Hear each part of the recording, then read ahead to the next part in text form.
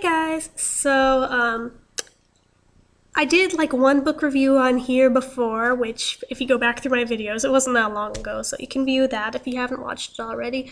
But since I really wasn't sure how exactly that one was gonna go over, if anybody was even gonna watch it, I figured I'd wait till it had like at least 50 views on it before making another one, just to make sure there was any interest at all in doing more of these. I have a blog that I do written book reviews on anyway, so it hadn't worked out. That's okay. But since it did, I'm back with another one.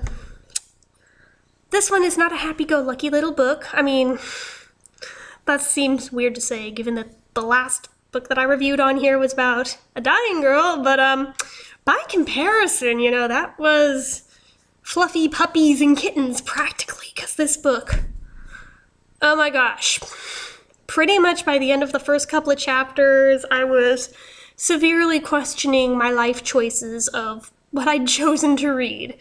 This book came up on Goodreads.com as a suggestion or a recommendation for that last book I reviewed.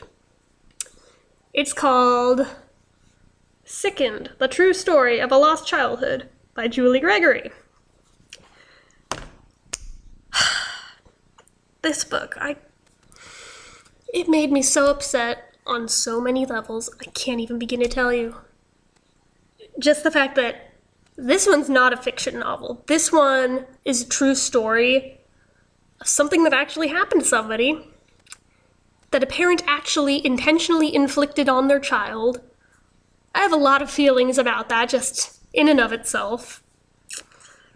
But basically, that book, it's about a topic that I didn't even know existed. One of my best friends, I mentioned the book to her, and she was like, oh yeah, there's a lot of episodes of Law & Order SVU about that topic. And I was like, or I guess that is Special Victims Unit. I don't watch that much of it, and I was like, holy crap, you knew this was a thing? She's like, oh yeah, I've heard about it lots of times.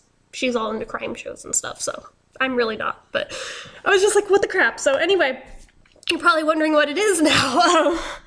So it's about a mental condition called, I'm not even sure if I'm pronouncing this right. I probably should look that up first, but Munchausen by proxy. I'd heard of Munchausen before, which that is basically somebody who not only lies about having a condition, but they will like intentionally do things to themselves to provoke specific symptoms so that they can get sympathy from other people, attention from doctors that's completely unnecessary, but they're like that messed up in their head that for some reason they want that.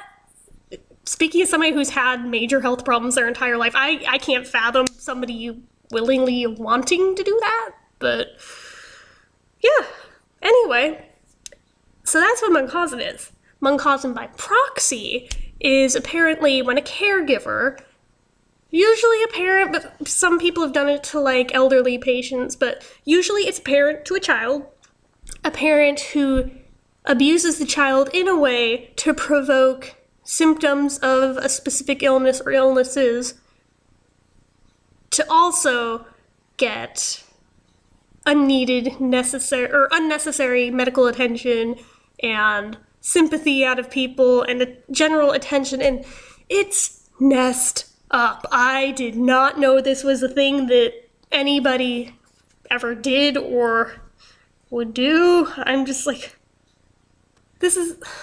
I'm having a hard time wrapping my head around the fact that this is a true story, because it's that horrific, the things that the mother did to this child, and not just to one child. She did it to both her own biological children. She did it to a bunch of foster children. She did it to adopted children. I'm like, and she didn't end up in jail. Why?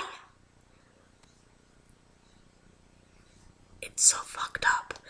Like I said, if I'd had any idea that's what this book was about, I probably wouldn't have read it, but I'm one of those people that if I start a book and I get emotionally invested in it, even if it angers me greatly what's going on in it, I can't just stop reading it. I have to read it through to see what happens. So I'm just, yeah. I guess that makes me a masochist or something, but yeah. So basically, this poor girl's entire life was spent doing that, and she had no idea until she was a teenager that the things her mother was doing to her were intentionally causing these problems, that she wasn't born with them. Yeah, obviously, for me, it, like, sparked a moment of paranoia of, oh my god, what if? But then it was like, wait, no, I'm old enough now to where I think I'd know if my problems had been... Yeah, anyway, regardless, yeah, I was just like, holy hell. Not just, like, unnecessary medicines and stuff to this kid, but, like, unnecessary surgeries and shit.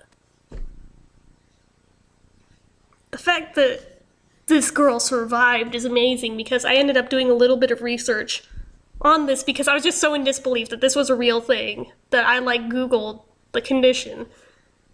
Apparently a lot of kids that grow up in that sort of situation die because of it. So the fact that this girl survived and was able to write a book about it is incredible, because it follows her story from pretty much birth to adulthood and the weird transition therein of her figuring things out.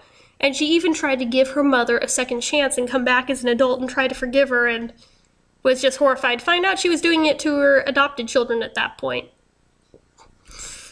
Yeah, it's a hairy read.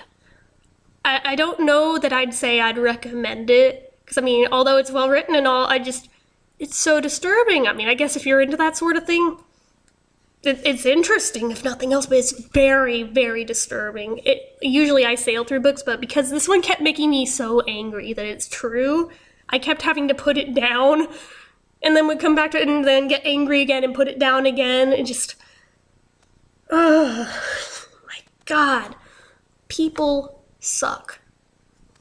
That's my takeaway from this, is people suck. But we already knew that, I know, but... Basically, yeah.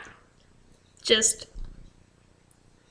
tip of the iceberg. Like, in the very, very earliest part of the book, one very minor abusive incident that happens early on, the mom has convinced her kid that a match put full of matches, that these matches are miniature lollipops. She's feeding the kid matches.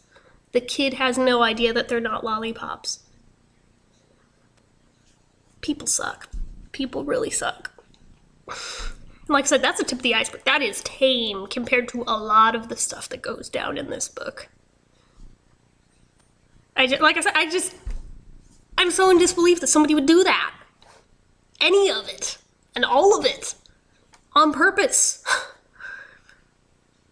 I mean, I don't even know how to rate this book because there's so many feelings and things. I mean, I don't want to be like 5 stars, even though it's a horrifying, terrible thing. That almost seems like it's promoting what goes on in it, but at the same time, I don't want to, like, discredit this poor girl's experience by being like, don't read this book, it's fucked up and disturbing. I don't know how to rate it. I think this is the first time I've ever been in this situation with reviewing a book, which is weird for me, because, I mean, obviously I've read disturbing stories before, but usually they're fiction, and I can write it off as, well, as messed up as it is, I mean, nobody was really hurt, it's just a story, right?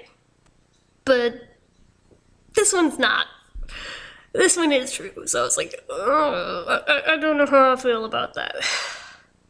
But yeah, for how many feelings I had over this one, not very good feelings. I'm just like, I'm gonna have to read some very fluffy, happy books after this one, just to get this one out of my head, because it left me feeling so upset with just the world, but losing a little more faith in humanity every day, par usual. But yeah, I mean, I already started the next book, but since I was waiting for there to be enough views on the last review, I already, like, got through a lot of the next one. The next book that I'm going to review, since I'm reading it now, is Keith Moon Stole My Lipstick. Yes, that is a book. For the title alone, I had to read it. As a Keith Moon fan, yeah.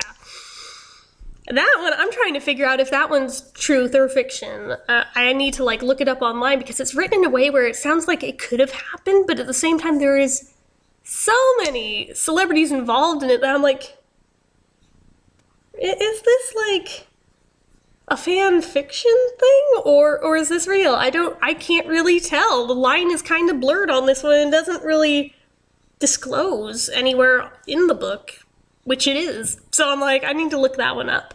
Or if any of you have happened to read it or just know the answer to that one, leave it in the comments for me, because yeah, I've been wondering it the entire time while reading that one. I'm like, is this one true? I can't tell. And that's another weird feeling for me, is not knowing. I'm like, am I losing my mind? I can't tell the line between real and fake on this one, but yeah, so I actually just subscribed to Kindle Unlimited. No, this is not a brand deal before anybody asks, but this is just something I signed up for.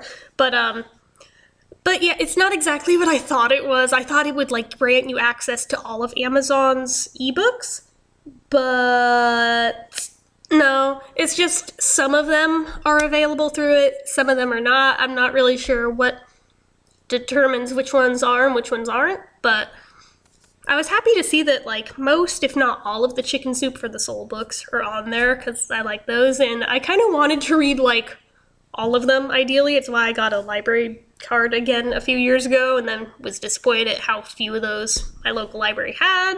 So being like, oh hey, cool, I actually have unlimited access to those books on my Kindle. That's pretty cool. At least I think it's all of them. If it's not all of them, it's a lot of them, and it's all the good ones anyway, in my opinion. The one thing is that it only lets you rent 10 books at a time, then you have to like turn them back in on there, which I already figured out how to do. It's just like, but that's okay. That is okay. Because my other way of getting ebooks was through Tuebl.ca, that's Tuebl.ca, and you can download them in ebook format, which I think that's native to Apple devices, but trying to read on this tiny of a screen, not so impressive to me, so I didn't like that. But I have another program. Let me look what it's called again, because I don't remember it offhand. It's called Caliber. You can convert it into whatever ebook format you want, so I've made them Kindle friendly, so I can put them on there. So between the two, I've got a good selection of ebooks at my disposal at any given time, so that's kind of cool. As an avid reader, I like that. Yeah, if you have recommendations for me, I'd love to hear them, especially happy stories right now, because I need more fluffy, happy stories after that last one. I'm emotionally drained after that one. Yeah. But anyway, so yeah, I'm not even going to give that one a proper rating. I'm just like, I have a lot of feelings and I don't know how to deal with them after reading that one. So anyway, if you like this video, hit the like button, hit the subscribe button, leave comments down below, and as usual, till next time, which knowing me, it'll probably be like later today or just tomorrow. Bye!